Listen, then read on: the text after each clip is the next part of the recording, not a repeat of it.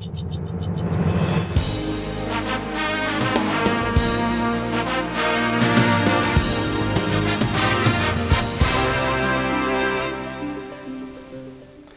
սիրելի բարեկամներ, դուք դիտում եք Ամեկլուսի Postscriptum հաղորդաշարը, այսօր իմ զրուցակիցն է Սարդարաբադ շարժման անդամ Ժիրայր Սեֆիլյանը։ Շնորհակալություն պարոն Սեֆիլյան։ Այսօր միջազգային օր է, որը նշում է հասարակական կազմակերպությունների քաղաքացիական հասարակության նշանակությունն է բարձրացնում, պետք է բարձրացնի։ Արդյոք Հայաստանում կա այդպիսի բան, թե մենք խոսում ենք, այսպես ասած, ապառնի քաղաքացիական հասարակության մասին է, ապառնի ժամանակով կարող եք միայն խոսել։ Ես կարծում եմ ինչ որ չափով կա, այսինքն ավելի ճիշտ կարելի ասել սաղմերը այսօր երևում են եւ այս նոր ձևավորվելիք երևույթը, ասեմ, այնքան է կարևոր մեր համար, որովհետեւ լուծումը մեր երկրի, այսպես ասած, որակական թրական փոփոխությունը մենք համարում ենք այս թաշտից է գալու, ոչ թե ավանդական ձևավորված, այդպես էլ չձևավորված քաղաքական թաշտից, այլ գալու է հենց քաղաքացիական այս ակտիվությունից, քաղաքացիական նախաձեռնությունների եւ վերջապես նորաստեղծ դարաբնույթ թիմադրող օջախների համագործակցության արդյունքում մենք տեսնում նոր հանրապետության ծնունդը։ Գիտեք, ինչով է նաև գրավիչ, հա, հասարակական շարժումը եւ նրա տարբերությունը կուսակցությունից, իմ կարծիքով։ Օրինակ, մենք դեմ ենք օտարալեզու դպրոցների վերաբացմանը շարժման կողմնակից եմ, ես համակրում եմ։ Դա ինձ չի կաշկանդում լինել անկուսակցական եւ ինձ համար կարեւոր չի այդ շարժման մեջ ինչ կուսակցության անդամներ են մտնում, թե այլ։ Այսինքն դա կարելի է ասել ավելի մեծ ազատության աստիճանը քաղաքացիներին տալիս։ Այո, դուք ճիշտ եք ասում, այսինքն նաև այդ ջգնության է լուծումը նաև գտնվում է ջգնության մեջ, որովհետև դարբեր պատճառներով մեր մոտ հայերիս մոտ նաև ընդգծված է, հա, համախմբման, չմիավորման այդ խնդրեմ ունենք մենք։ Սակայն ինչպես նկատեցիք, այստեղ մարդիկ կարող են այս նախաձեռնությունում դրսևորվել, իսկ այլում ոչ, սակայն այդ կոնկրետ այդ նախաձեռնությունում կարող են դարագարձիկ, ամիսի դարագարձիկ մարդիկ համախմբվել, որ շատերը կարող են զարմանալ։ Բայց ես կարծում եմ, որ նաև այս ընթացքն է մեզ բոլորիս պետք է սովորացնի, որ վերջապես համախմբումները տեղի պետք ունենան գաղափարների շուրջ, կոնկրետ նպատակների շուրջ եւ օգուտը այս ամենի նախ քաղաքապարական մարդկանց համախմբումը տեղի ունենում թեկուզ ցանցային համախմբման տեսքով եւ ամենակարևորը որ ինչպես ասացի եթե մենք տեսնում ենք գլխավոր փոփոխությունը ապակայի հենքը սա որպես այսինքն ուրեմն ուստի մենք փոփոխությունը կատարում ենք ներքևից այլ ոչ թե վերևից Գլխավոր փոփոխությունը դուք հասկանում եք որպես իշխանության փոփոխություն։ Անշուշտ որ ոչ, մենք հասկանում ենք համագարքի փոփոխություն, այսինքն իշխող համագարքի, կառավարող համագարքի, արժեքային համագարքի փոփոխություն եւ շատ են կարեւորում նաեւ նոր հանունի ձևավորումը, այսինքն այդ համախմբումը վերջապես այս փոքրիկ համախմբումները պիտի կարողանան ինչ-որ պրոտոկոլի շուրջ համախմբվել եւ այնտեղ գլխավոր պրոտոկոլը ես կարծում եմ պիտի լինի միաբակա պատկերացրած Հայաստանի տեսլականը գլխավոր դարաբնույթ ոլորտների ռազմավարությունները ուզեմ ասել շատ են կարևորում ենք հանունը եթե հանունի շուրջ համախմբվեն քաղաքապարական մարդիկ պայման չէ թվով շատ ես կարծում եմ որ գործի հաջողության կեսը անցած կլինենք Եթեներով իհարկե խոսելը սխալ է, եթե 88-90 թվականների շարժումը, որը հզոր համաժողովրդական շարժում էր, ունենար ծրագրային դրույթներ ձեր ասած, թե մենք ընդհանուր մոտենում ենք անկախ պետության ստեղծմանը, չէ՞, այդ ժամանակաշրջանում։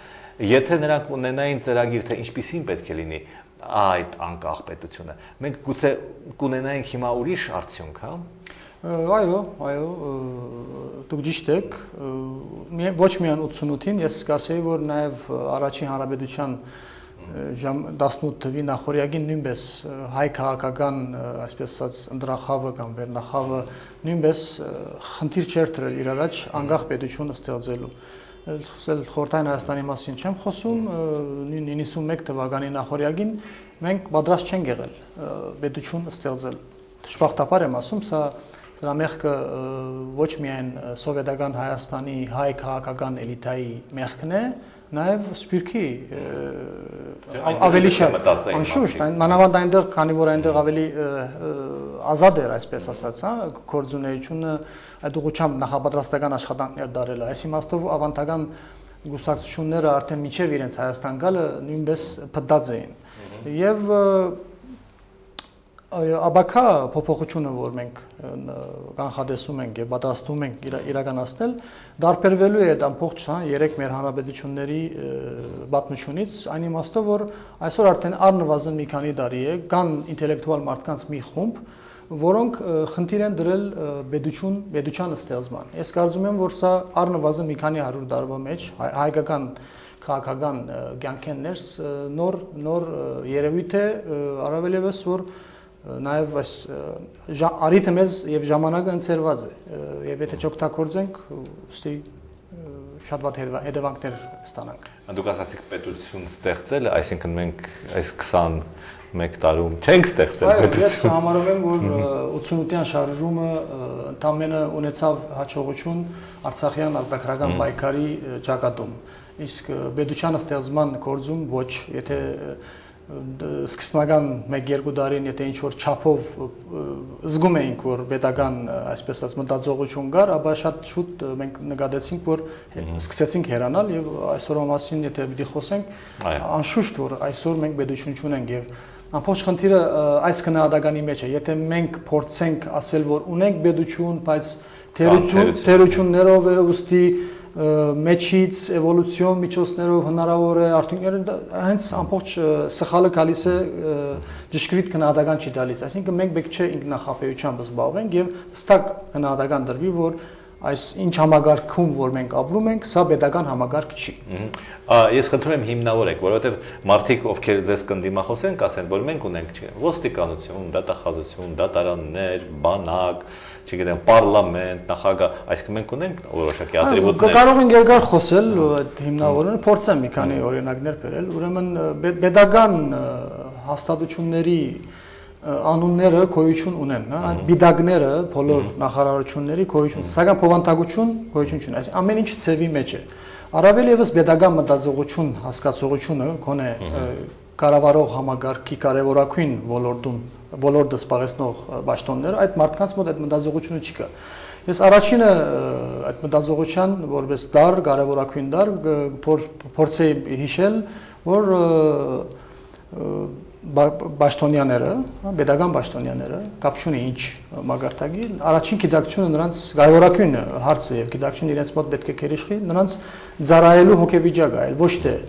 իշխելու։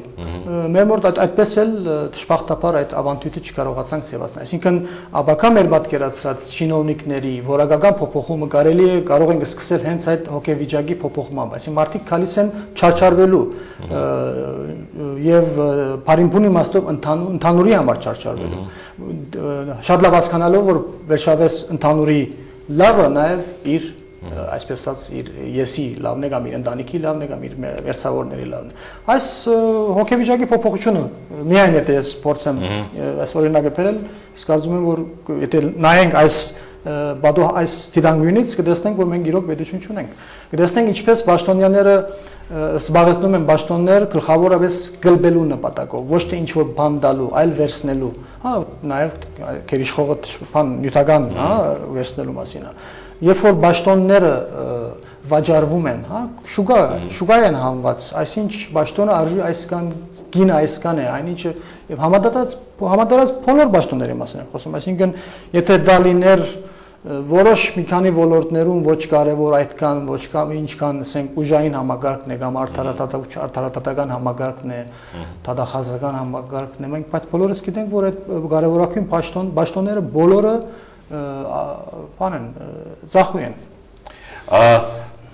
Մենք ունենք այդպիսի հայեր, հա, այդպիսի հայաստանցիներ, որոնք պատրաստ են ապրել ծառայելու բարձր առաքինությամբ, առաքելությամբ։ Այո, ես վստահ եմ, որ ունենք եւ հայրենիքում բնակվող այդպիսի մարդիկ կան եւ արտերկրում բնակվող այդպիսի մարդիկ կան եւ մեր խնդիրը հենց այդ մարդկանց մի մասի համախմբումը եւ այդ ամբողջին գազմագերբվածք տալու մեջ է։ Այսօր մեր զրուցակիցներից մեկը էլի այդ թեմաներով էին խոսում քաղաքացիական հասարակության, նա ասաց, որ եթե 2008 թվականի շարժումը տրվեր քաղաքացիական հասարակությանը, քաղաքացիական շարժումներին եւ ոչ թե կուսակցություններին, եթե ղեկավարային, ապա հաջողության կհասներ։ Իսկ քանի որ գնաց դասական կուսակցություններ, պարլամենտ, չգիտեմ, ֆրակցիա եւ այլն, դրա համար տապալվեց։ Կա դրա մեջ իմաստ։ Այսօր քանի անգամ լինելով համաձայնվում ենք։ Այդ ես չեմ ասում, այդ մի փորձագետ է ասում։ Այո, նորից եմ ես շեշտում, այստեղ հաջողությունը քաղաքական մարդկանց ակտիվության մեջ է։ Որովհետև քաղաքական մարդը ի դարբերություն մեր 15-20 տարիների տեսած քաղաքական գործիչներից, վայ քաղաքական գործիչներից, որովհետև կարող ենք բացառություններ ընդունել, որ մի քանի հոգի կան, որ արժի հարգել, ի դարբերություն դրանց այս քաղաքական մարդը չի վաճառվում։ Այդ մարդուն դու չես կարող քննել։ Եվ այսօր հագարագործի կամ այսպես ասած մեր երկիրը գերեքող համագարկի բարակլուխի շուրջ նստող մարդկանց գլխավոր զենքը հենց այդ այսպես ասած այդ նյութն է, հա, որի միջոցով մարդկանց քննելով, մարդկանց կաշառելով կարողանում են իրենց իշխանությունը պահպանել։ Երբ հայտնվեն չձախվող մարդկանց մի խումբ, այսինքն քաղաքական շատ բարձ դա կարող է լինի 20 տարեկան մի երիտասարդ, ազնիվ մղումով որևէ հարցի շուրջ իր բայկարից սկսվելով ինքը կդրսևորվի եւ բարեբախտաբար այս երկու տարվա մեջ մենք ունենք այդ ուղղությամբ հաջողություն։ Եվ նորից եմ ես ուզում շեշտել, որ լուծումը քաղաքացիական դաշտում է, որ լինելու, այլ ոչ թե նեխած քաղաքական դաշտում։ Այսինքն դուք կարող եք ասել, որ անդիմությունը նրանք, ովքեր պաշտոնապես իրենց հայտարարում են որպես անդիմություն, նույնպես ծախվում են կամ չգիտեմ, առևտրի մեջ են մտնում, պրագմատիզմի կամ չգիտեմ, չկան հավերժ բարեկամներ, թշնամիներ, այդ կարգախոսներով են շարժվում։ Այո, նորից եմ ասում, հարկելով մի քանի բացառություններ, մեծամասամբ այս 15-20 տարիների ընթացքում քաղաքական դաշտում կորձեր են այնպիսի քաղաքական թեմքեր, գուսակցաբեդեր, որոնք մտել են դաշտ արևդուրի նպատակով։ Նրանք ոչ թե եկել են ծառայելու ընդհանուրին, այլ իրենց, այսպես ասած, հարցերը լուծելու է։ Այդ պատճառով չի կոյացել քաղաքական դաշտը, այդ պատճառով որևէ զարգացում մեր երկրին ներս դեղի չունի։ Ես այստեղ կուզեի մի այսպես կարևոր հանգամանք կատարել քաղաքացիական դաշտի ձևավորված ինչ որ չափով ձևավորված է այսօր եւ օրորիկ ես վստահ եմ որ զարգացումը ապրելու կարևոր հանգամանք որ պետք է դա ուղենք քանի որ երկար տարիներ կուսակցական դաշտում կուսակցությունների կորձունեության պատճառով ոչ առողջ մտածելակերպի պատճառով այդ թայֆայական հատվածաբաշխական այդ մտածելակերպը դժբախտաբար այսօր ինչ որ չափով նաև իներցիայով փոխանցվում է նաև քաղաքացիական դաշտ։ Մենք սա պիտի կարողանանք կտրել, հա, այդ հնից պիտի կարողանանք կտրել։ Իրոք քաղաքացիական դաշտում պետք է համերաշխությունը քերիշխի, բարին բուն իմաստով։ Ժամանակ 10 տարի առաջ մենք ուզում ենք նաև քաղաքական դաշտում քերիշխել, չստացվեց։ Այսօր այդ արադը իրար չհանդուրժելու դժբախտաբար նաև փորձում են ինչ որ կարող է արհեստական ցավով նաև իներցիայով տեղափոխվում է քաղաքացիական դաշտ։ Ես ուզում եմ այսպես ասած հորդորը ուղղել այդ բոլոր ակտիվիստներին, որոնք այսօր շատ լուրջ գործ են անում մեր աբակայի համար, այս գիտակցությունը քերիշխի բոլորիս մոտ։ Մի քանի հարցեր ստատողների ում եք սատարելու նախագահի առաջիկա ընտրություններում։ Ուրեմն առաջիկա ընտրությունները մեզ չեն հետաքրքրում որպես process, անշուշտ ժամանակը սակայն մեզ հետաքրքրում է։ Եվ մենք այդ ժամանակը օգտագործելու այլ անելիքներ ունենք, մենք չենք զբաղվելու Սերժ Սարգսյանի կողմից բարդատրված խաղի կանոններով ինչ որ խաղի մեջ մտնելու։ Այսինքն ոչ մեկին մենք այսինքն այս ռեժիմի օրոք հնարավոր չէ որևէ տեխնազուի փորձել պաշտպանել եւ այդ մարդուն հասցնել այսպես ասած նախագահի պաշտոնին։ Դա ուղղակի հնարավոր չի։ Ուստի այլ մեխանիզմներ պետք է գտնել երգիրը ստեղծելու, հա, այս համագարկից ցերպազատվելու, որի մասին աբակային կարող ենք խոսել։ Ձեր կարծիքով երբ կստանաք քաղաքացիություն, չգիտեմ այդ հարցը ինչու են ձեզ ուղղում ոչ թե Օվիրին, համենայն դեպս ձեր կարծիքով ինչ կանխատեսումներ ունեք։ Ես կարծում եմ, որ այս երևույթը նրանց ամոթն է, որ այդպես էլ չեն փորձում ցերպազատվել այդ խարանից, նրանց որոշումն է։ Ես անշուշտ ինչ որ չափով դժում եմ այդ պատճառով, սակայն ես ինձ լիարժեք քաղաքացի եմ զգում եւ որևէ խնդիր չունեմ որևէ գործունեություն ծավալելու։ Երեկվանից խոսվում է, թե իբր թալիբներ են անցել Հայաստան։ Ըստ ձեզ դա հնարավոր է։ Անշուշտ հնարավոր է։ Հնարավոր է, որովհետեւ որ հետևենք, ասենք, այսօրվա անցուդարձերը համաշխարհային, նաեւ ինչու՞ չէ, նաեւ մեծ միջին արևելքի դարաձաշրջանային անցուդարձերին շատ երում վիճակ է, ամեն ինչ հնարավոր է։ Առավել եւս որ օրեր առաջ երբ մենք լսեցինք ամերիկյան այն 7 երկրների տեսփանատները զգուշացվել էին հավանական վտանգ 7-ի մեջ նաև չգիտես ինչու Հայաստանի Հանրապետությունն էլ կար, Հայաստանի Հանրապետությունում գտնվող ամերիկյան տեսփանատունը ես ոչ բան չեմ բացառում։ Սաֆարովի հերոսացումը ինչպես կարող ենք մենք օգտագործել հայերս քարոզչական կամ դիվանագիտական նպատակներով եւ պետք է արդյոք օգտագործել։ Գիտեք, եթե ունենայինք պետություն, անշուշտ շատ լավ կարող ենք օգտագործել այդ հանգամանքը, սակայն քանի որ չկա, ուստի ես անիմաստ եմ խոսել այդ մասին, որովհետեւ դուք ականատեսն եք լինում, թե այս համագարկի բարակլուխը ինչ նպատակով օգտագործեց Սաֆարովյան երևույթը։ Ինչ նպատակով։ Հերթական անգամ փորձելով շեղել ներհասարակական գերիշխող, այսպես ասած, ընթացքը, շեղել այլ ուղի, որովհետև եթե մենք հիշենք դրա նախորդ օրերին, գերիշխում էր Վահե Ավետյանի դեպքի հասարակական զայրույթի եւ դա էր գերիշխող։ Ես կարծում եմ, որ ոչ միայն Սաֆարովը, այլ բարբերաբար իշխանական համագարկի կողմից հնարքներ են փորձում օգտագործել ներհասարակական, ներքաղաքական գլխավոր օրակարգներից շեղելու։ Սաֆարովը նույնպես այդ դրամապանության մեջ եմ տեսնում եւ շեղել եւ փորձել, այսպես ասած, գեղձ հայրենասիրական նկրտումներ ցույց տալ, անհեթեթ վիճակ ես կասեի, այսինքն բայց անշուշտ որ այդ ամբողջը հակառակ էֆեկտն է տալու, ինչ որ չափով